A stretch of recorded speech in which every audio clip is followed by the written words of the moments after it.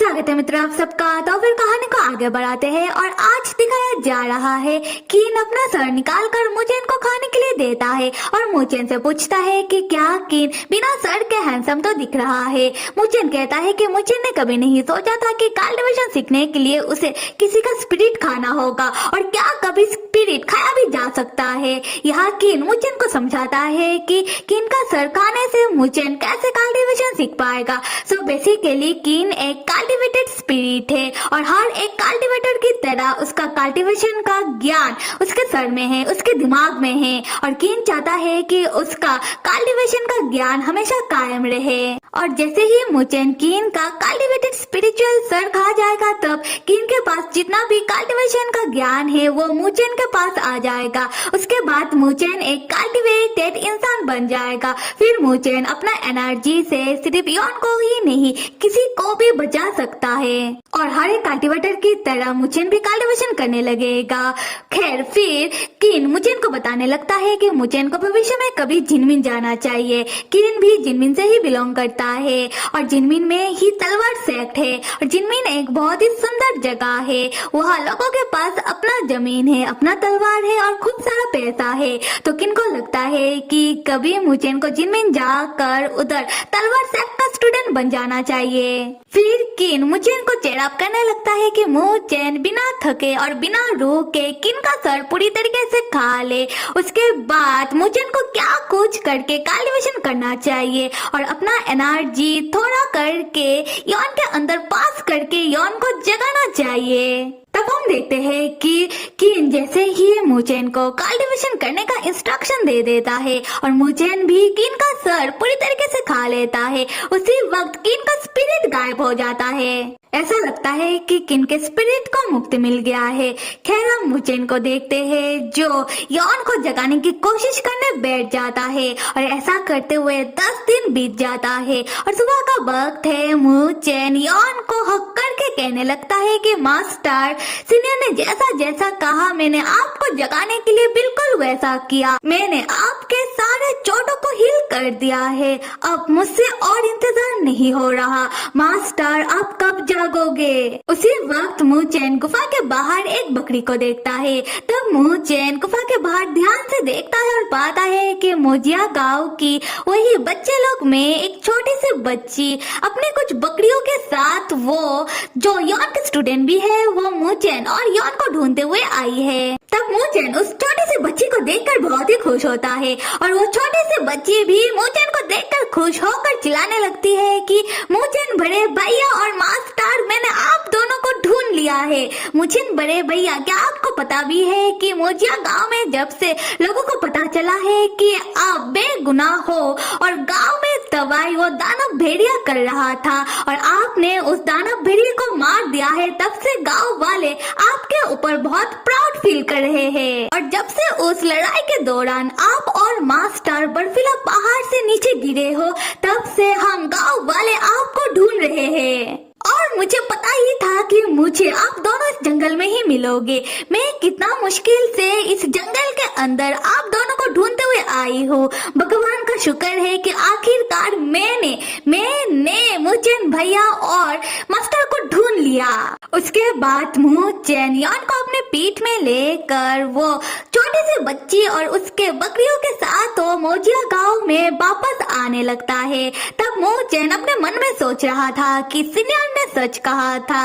इस जंगल में जो बैरियर है वो कल्टीवेशन से तैयार किया गया है और ये सब मेरे मास्टर का अच्छे कर्मों का नतीजा है कि हम सब इस जंगल से सही सलामत वापस निकल पा रहे हैं। खैर फिर हम योन के आत्मा को देखते हैं जो अपने शरीर के अंदर बैठकर रो रहा था क्योंकि योन के आत्मा को नहीं पता कि वो अपने शरीर के अंदर आ गया है और ठीक है और योन अभी मोजिया गांव में अपने घर में है। योन को लग रहा है कि वो अभी भी उस गुफा के अंदर है और शायद मुचेन थक कर कीन को अपना मास्टर मान लिया है और योन को उस गुफा में छोड़कर मुचेन शायद चला गया है। योन का आत्मा रोते हुए कह रहा था कि मुचेन चला गया, देखा जाए तो अच्छा ही हुआ। ऐसे भी वो लड़का 10 सालों तक इस गुफा में योन के शरीर का देखभाल कैसे कर पाता। उसी वक्त स्टोरी बुक सिस्टम एक्टिव होकर यॉन को मारते हुए जगाते हुए कहता है कि हे विलेन के ही के तुम जाग जाओ, तुम ठीक हो, मुचेन ने तुम्हें बचाकर मोचिया गांव लेकर आ गया है। उसके बाद स्टोरी बुक सिस्टम यॉन को बताता है कि मुचेन ने यॉन को कैसे बचाया है।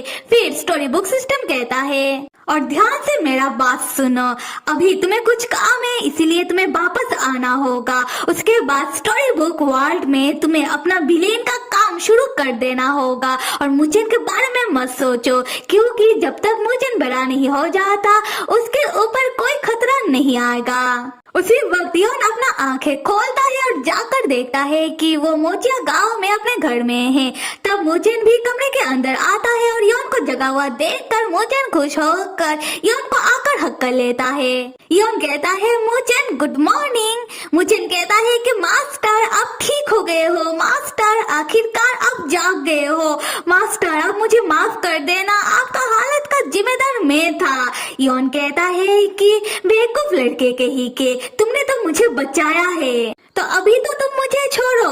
मुचेन कहता है, बिल्कुल नहीं मास्टर, आप कभी भी मेरे लिए खुद को सैक्रिफाइस मत करना। यॉन मुचेन को शुक्रिया अदा करते हुए कहता है कि मुचेन यॉन का सबसे अच्छा स्टूडेंट है। स्टोरी बुक सिस्टम तब यॉन को जल्दी करने के लिए कहता है। उसके बाद हम यॉन को देखते हैं जो मुचेन को समझाते हुए कहता है कि मुचेन अभी से तुम अपना ध्यान खुद रखना। मुचेन अभी तुम एक कल्टीवेटर बन गए हो, तो कभी भी किसी के सामने मत झुकना और हमेशा ही लोगों का मदद करना, लोगों को बचाना। मुचेन मेरे प्यारे स्टूडेंट, अभी मुझे एक जरूरी काम निपटाना है तो मुझे वापस जाना होगा। ये सुनकर मुचेन चौंक कर कहता है कि रुकिए, आपका कहने का क्या मतलब है। यॉन तब उठकर खड़ा होता है और मुचेन से कहता है कि मुचेन तुम फिक्र मत करो, मैं तुमसे मिलने जरूर आऊंगा अगले ठंड में जब आसमान से बर्फ गिरेगा तब, ठीक है। उसके बाद हम यॉन को देखते हैं जिसको बहुत ही दुख हो रहा था मुचेन को छोड़कर जाने से। यॉन अपने मन ही मन खुद को दिलासा देते हुए कहता है कि मुझे अपना जॉब तो करना ही होगा, मुझे अपना विलेन का किरदार तो निभाना ही होगा। और तब हम देखते हैं कि देखते ही देखते यॉन मुचेन के आंखों के सामने से चला जाता है और हम मुचेन को देखते हैं जो उदास होकर कहने लगता है कि मास्टर मैं आपका इंतजार करूंगा। यहाँ से समय बीतना शुरू होता है और मुचेन धीरे धीरे करके बड़ा होने लगता है। मुचेन हमको बताता है कि मास्टर ने मुझसे कहा था कि ठंड के मौसम में जब आसमान से बर्फ गिरेगा वो मुझसे मिलने के लिए आएंगे, और मास्टर मुझसे मिलने के लिए आए भी थे, पर बस एक ही बार। उसके बाद पता नहीं कितना ठंड का मौसम आया और चला भी गया और आसमान से कितनी बार बर्फ गिरा, पर मास्टर मुझसे मिलने के लिए कभी नहीं आए और मैं मास्टर का इंतजार करता रह गया। फिर मुचेन बताता है कि मुचेन को लगता है कि ये मुचेन का सजा है कि मास्टर कभी भी मुचेन के पास वापस नहीं आए, क्योंकि उस दिन गुफा में उस अजीब से चीज में मुचेन ने मास्टर का नाम पढ़ लिया था और मास्टर ने कहा था कि अगर मुचेन को उनके बारे में कुछ भी पता चल जाए तब मास्टर तुरंत वापस चले जाएंगे। उसके बाद बहुत साल बीत जाता है और मुचेन अभी बड़ा हो जाता है।